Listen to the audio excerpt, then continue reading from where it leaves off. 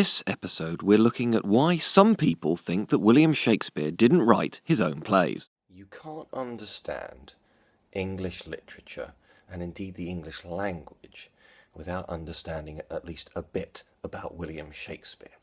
This is a man who produced dozens of plays, created whole new forms of language and indeed words. He is probably the greatest playwright in history. But I'm not a huge fan, I must admit. I understand his importance. You cannot deny his importance. But when people say that you just tune effortlessly into his language, well, I can't. And also when people say, you really have to read it before you go and see it on a Saturday night. Well, I don't recall that being an argument for going to the cinema or playing a video game. So it's not really entertainment, it's kind of work. But anyway, the point is, he is so important, and his quality of product was so high that people have come to the conclusion maybe he didn't write it all on his own.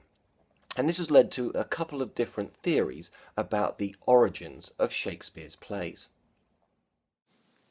First up is Christopher Marlowe, the other preeminent Elizabethan writer. He was, in many ways, Shakespeare's competitor, and it's thought that because he was also other things on the side, like a spy, and indeed he seemed to have been killed in a knife fight in 1593, that he probably travelled the world more than Shakespeare, and therefore quite often could have influenced things like locations and details that Shakespeare may not have known. There are some problems. Modern-day critics see Marlowe as simply not as good as Shakespeare. And also there is the issue that he died in 1593. Some people say he faked his death, but the idea of faking deaths is quite a modern concept. So I think we have to come to the conclusion that even if he did help Shakespeare, he couldn't have helped him for the last 20 years, seeing he was dead. Next up, we have Edward de Vere, better known as the 17th Earl of Oxford. And so we come to the dullest conspiracy theory in history. The idea here is that Oxford deliberately planted anti-monarchical, anti-Tudor allegories in Shakespeare's play and then covered it all up. Of course, this means you don't need any evidence to prove it. But the simple fact of the matter is if you are a scholar of Shakespeare, there is enough evidence to show that the man himself wrote the plays. That's not to say he didn't have any help.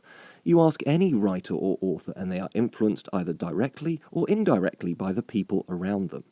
But that isn't to say that these other men wrote his plays. You could argue that Shakespeare should be flattered. His quality of work is so high that people have come to the conclusion, or at least some people, that it had to have been influenced by a number of other individuals. The fact of the matter is this: Shakespeare's plays are awesome. But some of them are very much towing the line of the Tudors. Richard III, for example, is so famous that that monarch has had to be steadily rehabilitated because people are more aware of Shakespeare's play, hatchet job against the man's reputation, than what actually happened. Also, you get errors as well. You get things like the Merchant of Venice failing to mention there are canals in Venice. So the fact is that a lot of his information could have come from books or from his own imagination. He is a playwright after all. So, Mr. Shakespeare, I salute you and say to you, well done on annoying a whole bunch of people. There you go, at History Gems getting all literary with you. If you want more, as always, there's at History Gems on Twitter and on Facebook. And don't forget, there's now The Busy Person's Guide to British History, the book written by at History Gems, or Gem Deducci as I'm better known as, available now on Amazon. See you soon.